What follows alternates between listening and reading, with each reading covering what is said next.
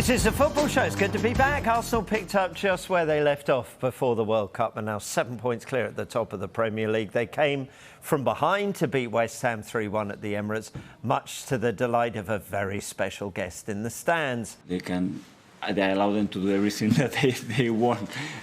What I tell them is that we have to focus on us. We cannot control what the opponents are going to do, how good they're going to become, or how many points they're going to earn or drop. So we have to focus in our performance, in what we do every day and what has brought us here, which is not a coincidence. So we just need to keep doing what we are doing. Well, as you saw a moment ago, Arsene Wenger returned to the Emirates for the first time since leaving in 2018. And Arteta revealed he wanted to keep it a secret.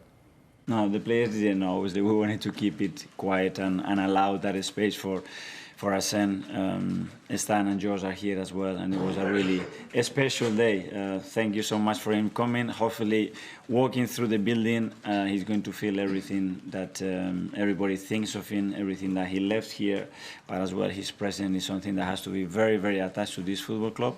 So thank you for doing that, because it means a lot, I think, for everybody at the club. Very touching words there from Mikel Arteta, wasn't there? And how surprised are you? It shows the pain that Arsene Wenger felt, I guess, that he hasn't been back since. Are you surprised that that was his first return? Yeah, I was. I heard it yesterday and I thought, is that right? Is that the first time he's actually been back? But it just shows, doesn't it, how, you know, sort of emotionally invested you get with a football club, and you know, clearly he has been. So yeah, now it was nice to see him there enjoying a really good sort of Arsenal performance. Yeah, and it's great to see him back, and like you say, Mikel Arteta speaks very highly of him. So yeah, you can just sit and enjoy the football now. That smile he had, I think that was for the Martinelli goal. It was almost like, yeah, OK, that was good. That was good. It got the approval, didn't it? The football Arsenal are playing at the moment, the way they're going about things under what was one of his prodigies, it must bring a smile to his face. Absolutely. To see the style of football that they're playing, it is sort of the football that Arsene Wenger brought into Arsenal. He brought to the Premier League, and now we're seeing it replicated by Mikel Arteta, doing an incredible job. This is a good team, a very, very good team. I think Mikel Arteta's right. I think they will need help in the transfer window. I think we know that they're looking, they're active within the window.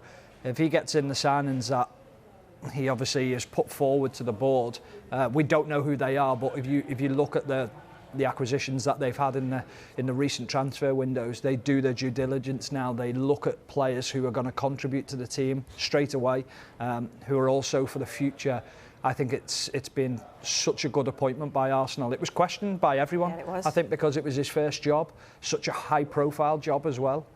Was he just Pep Guardiola's man? Was he just sort of from that blueprint, and could he handle things himself? And I think what we've seen from Mikel Arteta is that he handles big situations extremely well, whether it's moving players on, dealing with things. I think one of the biggest things he's dealt with, and I think he handled it unbelievably well, was the Xhaka situation, when he obviously fell out with the crowd, and the way he brought him back in and given that opportunity again. I think it's been brilliant management from him, and he's got the respect of not only the fans of what he's trying to achieve, because when they went a goal down yesterday, they were still behind him. They believed that this Arsenal team was good enough. But he's got the backing of the players, and that's exactly what you want. Yeah, and I think that's the difference. It's like maybe in the past Arsenal have had like tests or obstacles that they've had to overcome, and they've struggled a little bit, whereas you feel like even yesterday there was another test for them. They go a goal down.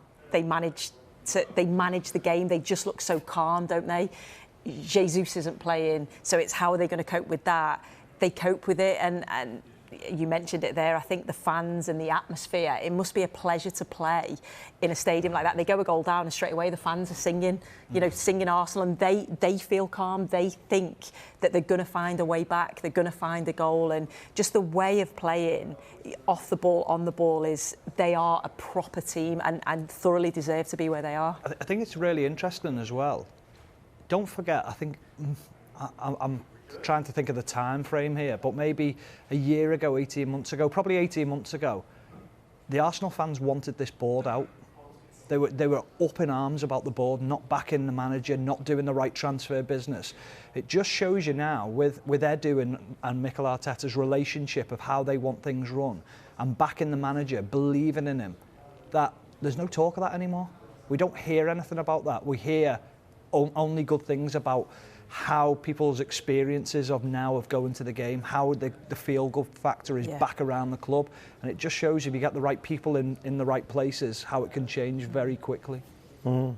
I guess the test you were alluding to there, so let's debate that. No Gabriel Jesus, did they need to go in the market? They got Eddie Nketiah there. He had a few chances in the first half, didn't he? But he got his goal in this game. Did he pass that test? It was a brilliant goal, wasn't it? And I think, of course, Jesus has come in and I think he's certainly helped this evolution of Arsenal, you know, the winning mentality that he brings, the quality that he brings. Yes, he went through a patch of not scoring, but it was everything else that he was providing for Arsenal, which I think was key. So I think we all looked at that game and thought, well, Jesus is going to be out for a period of time and Nketiah is going to have to step up. And I thought he did well. I thought he looked sharp. The goal was brilliant. It was a lovely sort of bit of play, and his movement and his finish was excellent. So it's a lot of pressure on him, and it's can he consistently do it? I do think that, like say, Arteta will be backed in January, and you think, well, in that forward area, is that where you bring a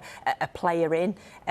Because I don't know, we don't know how long the Jesus injury is, but it's a period of time where I think probably they just need help in that area. But from yesterday, you've got to say he certainly stepped up and played well. Yeah. Well, on a scale of 0 to 10, we're being really, really subtle and cunning and whatever is 10. Michaela Mudryk, most probably a 0 on that scale. Because I was interested to see, it's just genius. He posted a picture on his Instagram of him watching Arsenal last night. So make your mind on that one. Yeah. But is he the kind of player, I mean, is he the kind of player Mikel Arteta needs?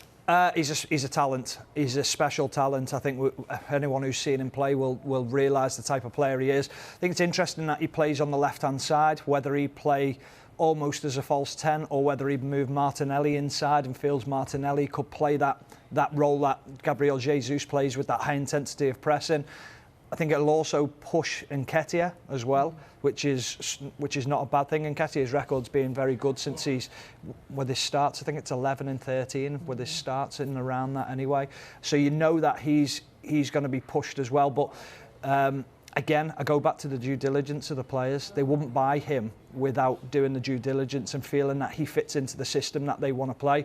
It wouldn't surprise me if they also went for a number 9 as well on top of that, because this opportunity might not come around again to go for the league for another 4 or 5 years, because teams are going to strengthen. It might be the opportunity where they go, we've really got to go for this and take this opportunity, because Liverpool, who we all thought would challenge, are not as close as we thought they'd be. Manchester City, everyone saw Haaland come in and said, well, they're going to walk the league. And now they found themselves 8 points clear. Granted, City have got games in hands, but they find themselves 8 points clear now, in a great position, and I think the board will react to that.